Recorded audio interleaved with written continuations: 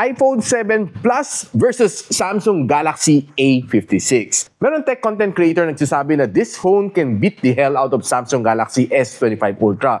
But of course, I don't really believe it. So I tried to pit this one against a Samsung Galaxy A56. This is a 2016 na phone and this is a 2025 na phone.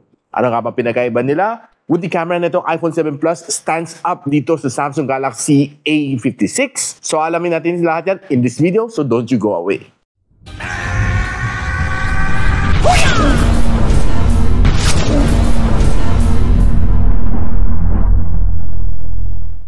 Pagdating sa form factor, honestly, I would say na hindi pa rin nalalao si iPhone 7 Plus.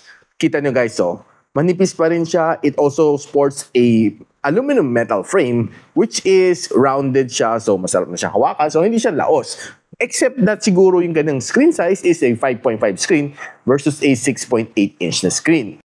And probably one of the other things that would make this one looks old, itong kanyang fingerprint scanner, which is, well, of course, yung kanyang home button din, which is definitely medyo luma na talaga. But overall, ang kanyang form factor, I would say na still not bad pa rin for 2025. Pagdating sa camera, this one sports a telephoto lens, and this one sports a ultra-wide lens with a macro lens na medyo useless lang. 12MP versus 50MP, malalaman natin yung kanyang camera output later. But first, sabay muna natin siya i-boot up. Tingnan natin kung who's faster than who. Here goes. 3, 2, 1, press natin. Yan, okay. So, nakita natin, no, sabay ko pinindot, mas una nag-react si Samsung Galaxy A56. Then followed by this one. So, alam naman natin, no, this one is a little bit older. Right now, kaya niya mag-run ng iOS version 15. Ito, Android version 15. So, nakita niyo no, sa pag-boot up, nauna to by a few fraction. Ito, ngayon lang, kakaboot up lang ni Samsung Galaxy A56. Which, I would say, optimized pa rin tong phone na ito. Kahit after 9 years na, optimized pa rin tong phone na ito. Now, if you're the type of person na mahilig tumingin sa social media, manood ng mga reels, pag-scroll mo dito, medyo mapapansin mo kung sanay ka sa mga phones, sa mga 90Hz screen refresh rate, parang medyo iwan sa konti. But overall, I would say na still okay pa rin for this year, 2025. Siguro ako sanay ako sa mga 120Hz, kaya napapansin ko na parang medyo iwan siya konti. Hindi naman masyadong halata na iwan siya like mga Android phones on 60Hz. This one can still keep up naman until today. Samantala, this one is a AMOLED display, this one is a IPS LCD, so you would see a little difference lang. Mas punchier lang ang color dito sa Samsung Galaxy A56. Kapagdating naman sa gaming, sa Call of Duty Mobile, I tried it on both of this phone. This is yung setting na kaya ni iPhone. I was able to play the game smoothly, but probably one of the problem dito is parang nawawala ang kanyang touch, no? Yung kanyang control, parang all of a sudden, biglang titigil ako. No, kailangan ko pa din ng konti para gumalaw uli yung aking character. Pag nagbabaril ako, minsan biglang nawawala ako sa focus. Probably yung kanyang touch response medyo nawawala na kasi dahil it's already a 9 years old na phone. Samantala, this one powered by the Exynos 1580, kaya naman na mag-keep up with the Call of Duty mobile na game. Kaya naman na mag-play ng Genshin Impact ang medium graphical settings. Samantala sa iPhone 7 Plus, hindi na nakaya. Now, in terms of battery, 2,900 mAh battery nito, supporting up to 15 watts of fast charging. And this one, 5,000 mAh, supporting up to 45 watts of fast charging. Now, in terms of battery, iwan na iwan talaga si iPhone 7 Plus. Dahil this one can, well, honestly, couldn't last me half a day on normal usage. This one, one whole day, walang problema. Kapag dating naman sa camera performance, 12MP main camera sensor and 12MP na ultra-wide lens, and kaya pa rin niya mag-record up to 4K and 30, and kanang front-facing camera, 7MP, which can record up to 1080 and 30. Si A56 naman may 50MP na main camera sensor, 12MP na ultra-wide lens, and 5MP na macro lens.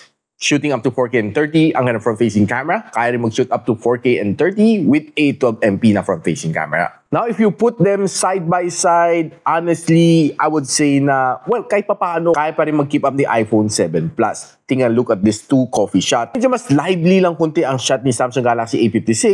Si iPhone 7 Plus, medyo mas flat lang ang kanyang color. But if you take a look at this bread shot, honestly, I could hardly tell the difference. Masasabi ko sa inyo na kaya pa rin makipagsabayan si iPhone 7 Plus dito sa shot na ito, which to my surprise. Lalo tong shot na ito, to my surprise na, huy, makita nyo, no, ang ganda ng pagka-focus ng subject and blurring all the way to the background. Hindi lang siguro kasing ganda ng background blur ni A56, pero honestly, hindi talo tong shot ni iPhone 7 Plus. That's probably the reason why may gumagamit pa rin na iPhone 7 Plus until this day. Pagdating naman sa shot na ito, medyo mas dramatic konti. Ito kay iPhone 7 Plus na medyo mas darker konti.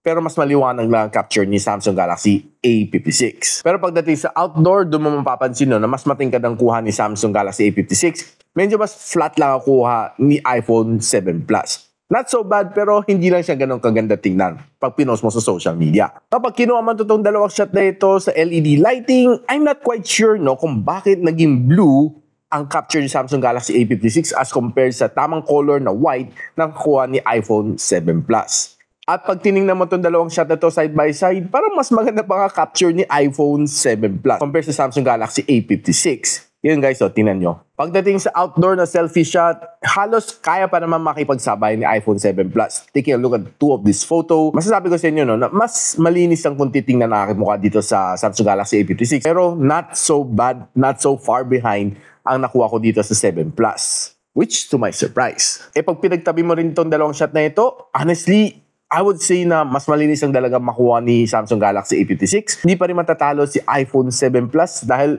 it was still able to get a great shot like this one. Though both parehong soft na pagdating sa indoor. Pagdating sa kanyang selfie video, honestly, I would say na kaya pa rin may pagsabayan. Though we would see na medyo mas soft konti ang video, medyo mas shaky konti si iPhone 7 Plus. Nevertheless, na dapat lang kasi mas stable dapat tong si A56 dahil di ba masyado uso ang stabilization back then. Pag tinignan mo tong dalawang video na ito, honestly using just my bare hand, hindi natatalo si iPhone 7 Plus. Tinignan guys, yung kanyang video na resolution still not bad at 4K and 30. Kaya naman makipagsabayan dito sa Samsung Galaxy A56 except na mas stable lang talaga si A56. Now, ginawa natin ang shake test ng dalawang phone na ito, shaky quite hard. Makita natin na minimal ang shake ang nakuha ni Samsung Galaxy A56 samantala medyo mas grabe ang shake ni iPhone 7 Plus. And another thing na hindi nyo alam, this one has a IP67 and dust and water resistance. Ito rin, may IP67 na dust and water resistance. So meaning, pareho silang okay kung natamaan ng tubig or biglang na-aksidente na hulong sa tubig, pareho silang kayang mag-survive. So imagine mo 9 years old na, may IP67 na siya. And currently, itong phone na ito, kung makakabili ka ng second hand, it's just around mga 4,000 pesos. This one costs you at around mga 25,000 pesos to get a brand new na Samsung Galaxy A56. So kayo guys, sino ang winner ninyo? iPhone 7 Plus o si Samsung Galaxy A56? Let me know in the comments. And sa aking verdict, I would say na not so bad pa rin si iPhone 7 Plus. It's probably one of the reasons kung bakit may gumagamit pa rin itong phone na ito. Kahit 2025 na. This is already a 9 years old phone, pero it can still keep up sa mga phones of today. Except na siguro wala na siyang software support, but nevertheless, I'm pretty okay naman dito sa phone na ito. I'm just using it for picture, for social media, and for phone calls. Pero pagdating sa heavy gaming, huwag mo asahan to kasi mainit ang phone na ito when you're playing games. Pati nga ng battery life, medyo iwan na nga talaga siya. So I hope meron kayo natutunan dito sa video na ito. Kung gusto mo malaman kung saan nyo pwede mabili si Samsung Galaxy A56, I'll post the link on the description. Kung gusto maghanap na ito, there is still some units na nakita ko sa Facebook Marketplace. So if you like this video, don't forget to share it to your friends. And a quick sub is definitely awesome. I'll see you in my next video.